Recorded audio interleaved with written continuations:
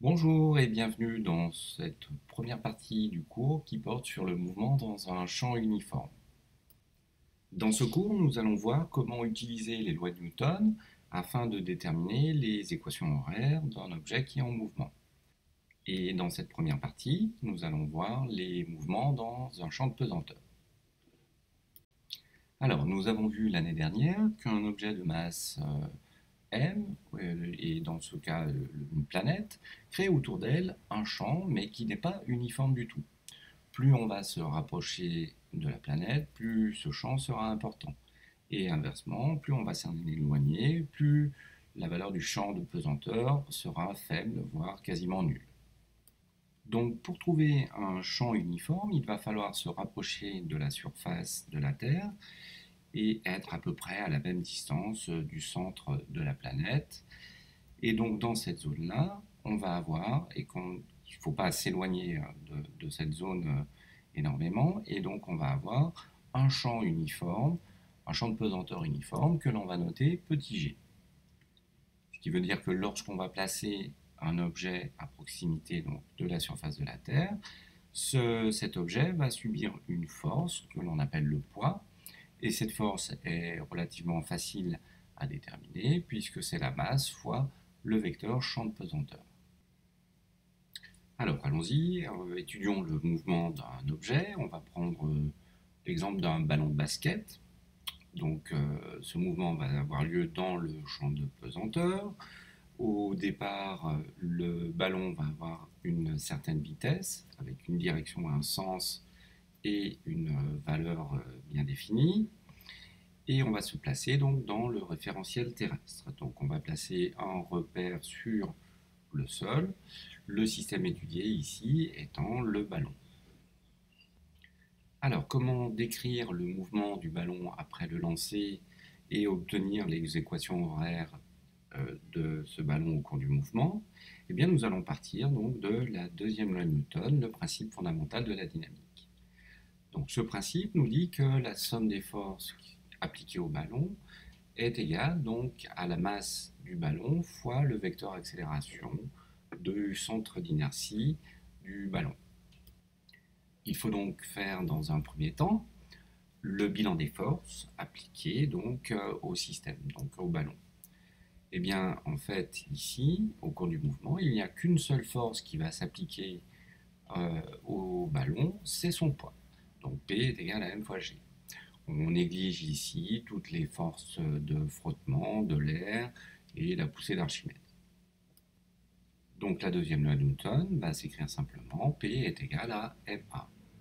On va pouvoir remplacer le vecteur P, le poids, par son expression Mg est égal à Ma. On peut simplifier donc par la masse et on obtient donc G, le vecteur G, le champ de pesanteur, qui est égal au vecteur accélération du centre d'inertie du ballon. On a donc réussi de façon relativement simple, grâce à la deuxième loi de Newton, à déterminer le vecteur accélération, qui est équivalent donc au vecteur champ de pesanteur. Alors on va, pour avoir un peu plus d'informations, on va déterminer donc les coordonnées, les composantes de ce vecteur champ de pesanteur. Ce vecteur champ de pesanteur est vertical et orienté vers le bas. Donc la composante suivant x, eh bien, elle est nulle. Sa composante suivant y, elle est nulle aussi. Et la composante suivant z est égale à moins g, puisqu'elle est opposée au vecteur unitaire k. Les composantes du vecteur accélération eh bien, seront donc identiques à celles du vecteur champ de pesanteur. Donc la composante suivant x de a est égale à 0, celle de y est égale à 0 et la composante suivant z est égale à moins g. Alors maintenant que nous avons déterminé le vecteur accélération du ballon au cours du temps, eh bien nous allons essayer de trouver donc les informations sur la vitesse de ce ballon au cours du temps. Donc nous avons vu précédemment que le vecteur accélération était la dérivée du vecteur vitesse au cours du temps. Donc ce que l'on va chercher à faire maintenant, c'est à trouver la fonction qui dérivée va nous donner les coordonnées donc, du vecteur accélération. Donc on va chercher ce qu'on appelle la primitive. Alors on va commencer par la composante suivant x. Quelle fonction dérivée va nous donner 0? Eh bien c'est une constante. Lorsqu'on dérive effectivement une constante, on obtient bien 0. Donc la composante suivant x, on va la noter a. Et puis la composante suivant y, c'est la même chose, donc on va obtenir là aussi une constante que l'on va noter b. Pour la composante suivant z, eh bien lorsque je vais dériver vz, je vais trouver moins g. Donc là, ce n'est plus une constante. Donc en fait, vz va être de la forme moins gt, puisque la variable ici, c'est le temps, plus une constante c, là aussi. Il va donc falloir maintenant déterminer ces différentes constantes qu'on appelle donc des constantes d'intégration, a, b et c.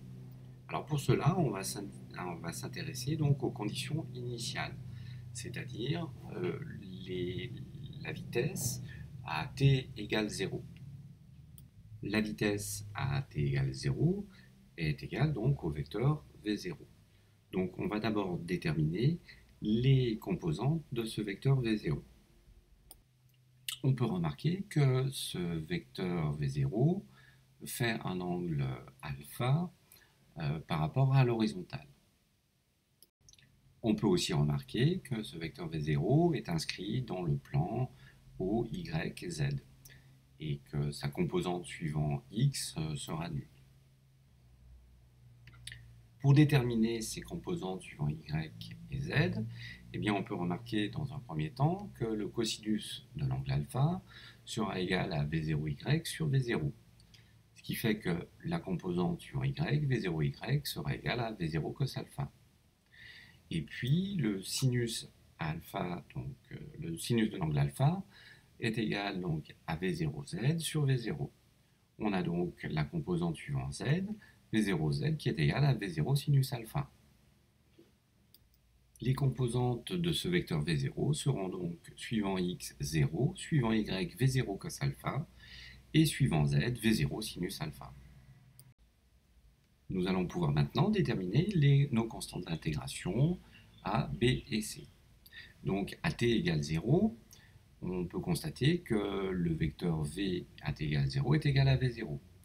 Ce qui fait que les composantes, la constante a sera égale à 0, la constante b sera égale à v0 cos alpha, et la composante c sera égale à v0 sinus alpha. On n'a plus qu'à remplacer maintenant donc nos constantes dans l'expression de notre vecteur vitesse, ce qui nous donne donc les composantes du vecteur vitesse. Vx est égal à 0, Vy v0 cos alpha et Vz moins gt plus v0 sinus alpha. Maintenant que l'on a déterminé les coordonnées de notre vecteur vitesse en fonction du temps, eh bien nous allons procéder de la même façon pour obtenir les coordonnées donc, du vecteur position en fonction du temps. Le vecteur vitesse étant la dérivée du vecteur position au cours du temps, eh bien nous allons chercher donc la primitive des coordonnées donc, de Vx, Vy et Vz pour obtenir les coordonnées x, y et z. Donc pour x, la fonction qui dérivée donne 0, eh bien c'est une constante que l'on va noter d.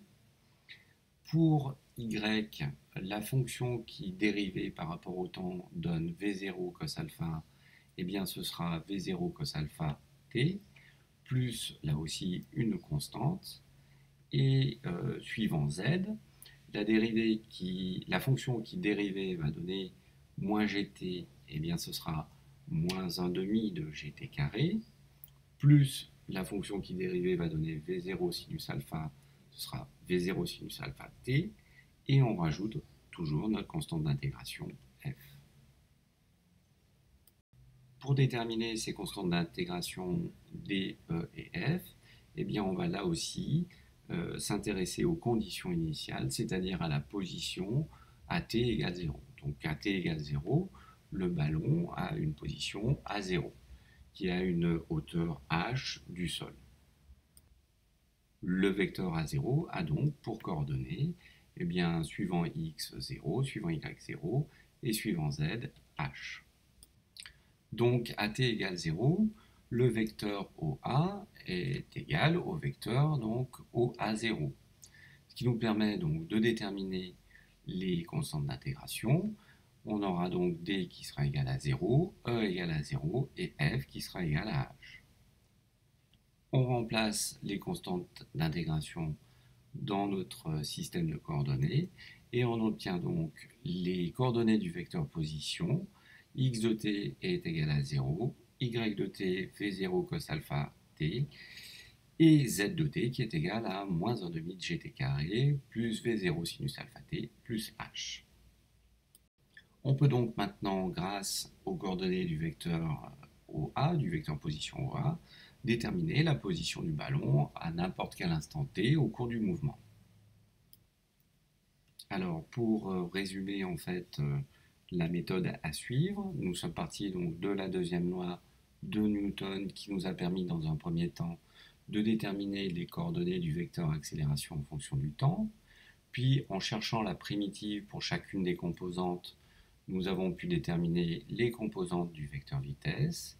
Et en cherchant la primitive de ces composantes, nous avons obtenu les composantes du vecteur position.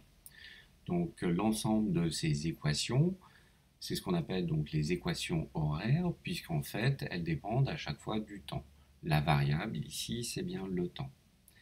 Ce qui nous a permis de déterminer aussi les constantes d'intégration à chaque fois, ce sont ce qu'on appelle donc les conditions initiales, c'est-à-dire la vitesse à t égale 0 et la position du mobile à t égale 0.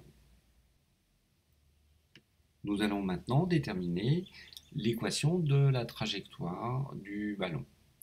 Alors on peut constater que le mouvement du ballon ne se passe uniquement, dans le plan O, Y, Z. La composante suivant X est tendue. Donc l'équation de la trajectoire eh bien, sera donnée par Z en fonction de Y. Donc on va réaliser ça grâce aux équations horaires. Donc on va essayer d'éliminer t dans chacune des équations et pour avoir une équation de z en fonction de y. Première étape, eh bien, à partir de l'équation horaire de y, eh bien, on va isoler t, et ce qui va nous donner donc t qui est égal à y sur v0 cosinus alpha.